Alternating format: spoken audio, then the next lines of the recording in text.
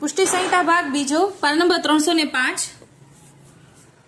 આ થોડું આજે ગુડ છે, આપ સર્વેની કૃપાથી આપણે સમજવાની કોશિશ કરીએ.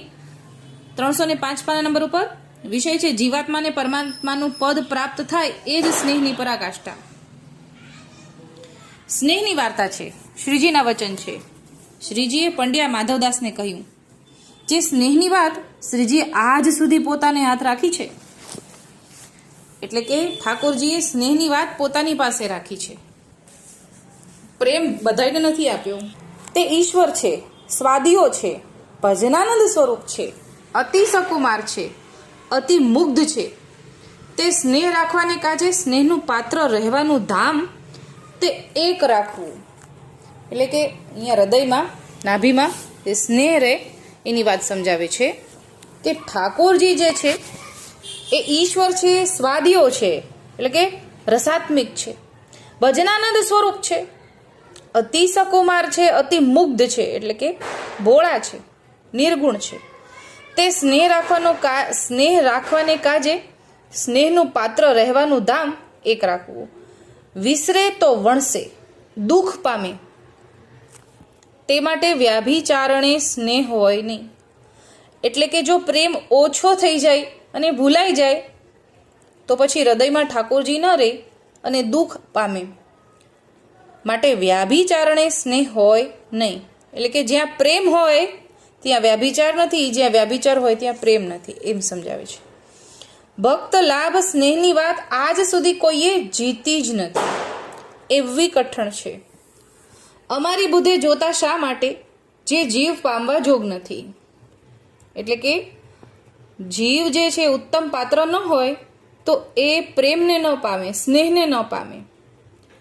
મહેતાજીનું કીર્તન લખ્યું છે, પેલું વચન, સ્નેહ તણીગત કોઈ એક જાણે, સહુને જાણી ન જાય. એટલે કે સ્નેહની વાત કોઈ એક જ જાણે, બધાને ન ખબર પડે. એવા મહાપુરુષે કહ્યું હશે તે ખોટું કેમ થાય. અહીંયા મહેતાજી કહે છે, એટલે કે મહેતા એટલે કે નરસિંહ મહેતા હોઈ શકે, નરસિંહ મહેતા હોઈ શકે, અથવા તો પ્રાગજી મહેતા. તો આવું કીર્તન આપણે છે નહીં, પણ આ નરસિંહ મહેતાની જ વાત છે. એવા મહાપુરુષે કહ્યું હશે તો ખોટું કેમ થાય. શ્રીજીએ જીવની કૃપા ઘણી કીધી છે, કૃપા કરતા માતા નથી. એટલે કે ઠાકોરજી તો અઢળક કૃપા કરે છે, જે આપણી ઉપર તો સમાતી નથી. તેનું દ્રષ્ટાંત સુરનું કીર્તન છે કે તિહારી કૃપા ગોપાલ ગુસાઈ, મેં અપને આજ્ઞાને ન જાણી.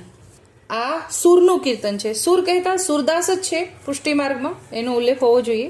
તે માટે સાવધાન થઈને શ્રીજીની કૃપા વિચારવી, પછી ઈચ્છા આવશે તે કરશે. એટલે કે આપણી ઉપર ઠાકોરજીએ કેટલી બધી કૃપા કરી છે કે આપણને પુષ્ટિ માર્ગમાં, એ પણ ગોપાલાલના સેવક ન્યારી સૃષ્ટિમાં આપણને શરણે લીધા.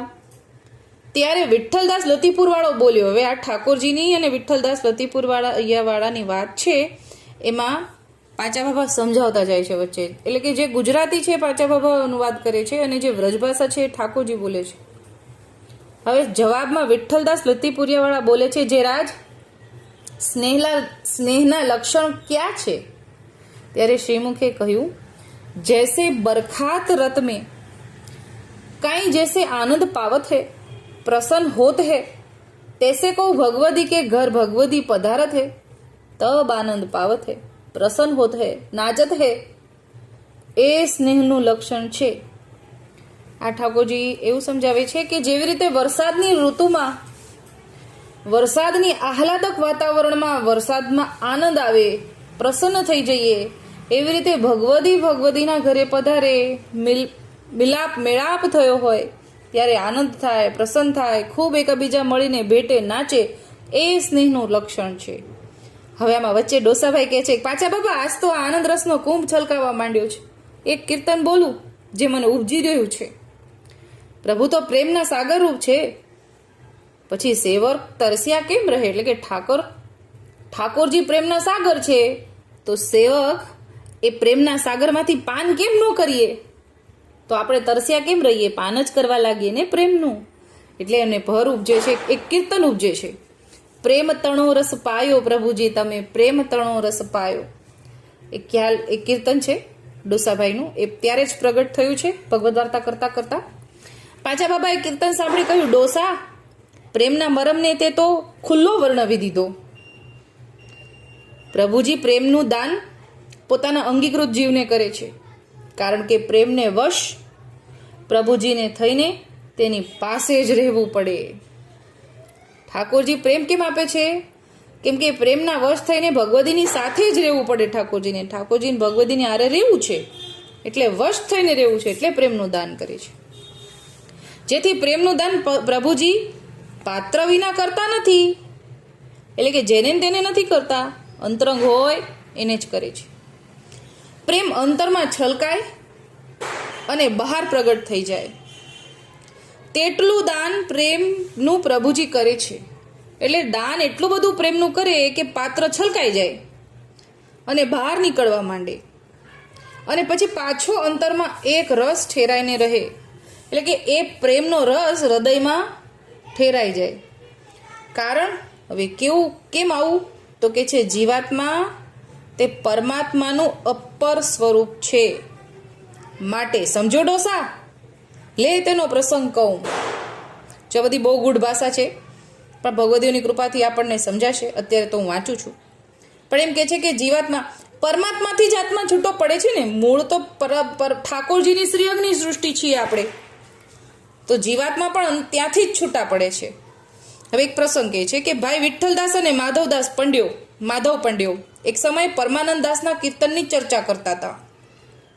એટલે હવે આ ગુસાઈજીના સેવકોની વાર્તા લાગે છે. એ પ્રસંગ સમજાવે છે કે બે ચાર વાર ચર્ચા થઈ, પણ પોતે મનમાં ધરી રાખે, કોઈને કહે નહીં. એટલે કે પરમાનંદદાસની કીર્તનની ચર્ચા માધવદાસ ને વિઠ્ઠલદાસ કરે છે, પણ મનમાં રાખી મૂકે, કોઈને કહેતા નથી. જો દાસ પરમાનંદ સંઘે તેથી અંતર્ગતની જાણ ત્યારે સર્વ ઈચ્છાએ કહ્યું. પરમાનંદદાસ સખા છે, શ્રી ઠાકોરજીના મનનો અભિપ્રાય જાણે છે. નહીતર પરમાનંદદાસ કેમ રહે સંગમાં? ઠાકોરજી એ જવા ન દીધો આપની ઈચ્છા. એટલે અહીંયા એમ સમજાવે છે કે પરમાનંદદાસ ઠાકોરજીના સાથે સાથે છે, કેમ કે એ તો સખા છે, એ બધું જાણે છે. ઠાકોરજીની શું ઈચ્છા છે પરમાનંદદાસ જાણે છે. હવે માધવદાસ ને વિઠ્ઠલદાસ જે ભગવદ વાર્તા કરે છે ને કીર્તન બાબતે, એ બંને કોઈને કહેતા નથી, પણ પરમાનંદદાસ પોતે પણ જાણે છે. એમ અહીંયા સમજીએ. નહીતર પરમાનંદદાસ ઠાકોરજીના સંગમાં અંતરંગ લીલામાં સાથે કેમ રહી શકે? ઠાકોરજી એને જવા ન દે. ઠાકોરજીએ પરમાનંદદાસને જવા ન દીધા. ઉપર શું આવ્યું?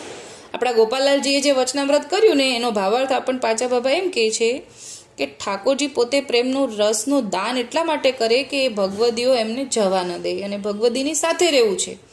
તો અહીંયા પરમાનંદદાસ અષ્ટસખા ભગવદી જે છે એની સાથે ને સાથે એમના ઠાકોરજી સેવ્ય સ્વરૂપ રહે છે, એવું અહીંયા આપણને અનુસંધાન મળે.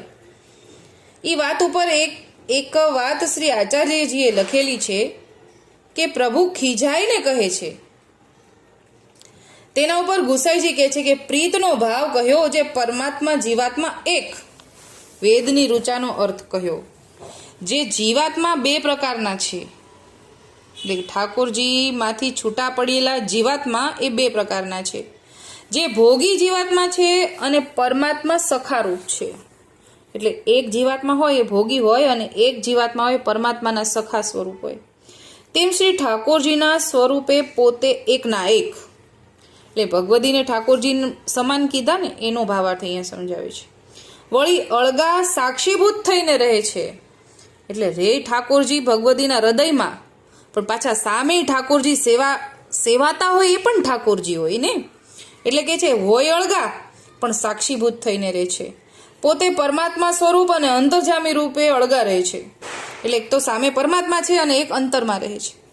તેને છોડતા નથી, તેને છોતા નથી, પરસ પણ કરતા નથી.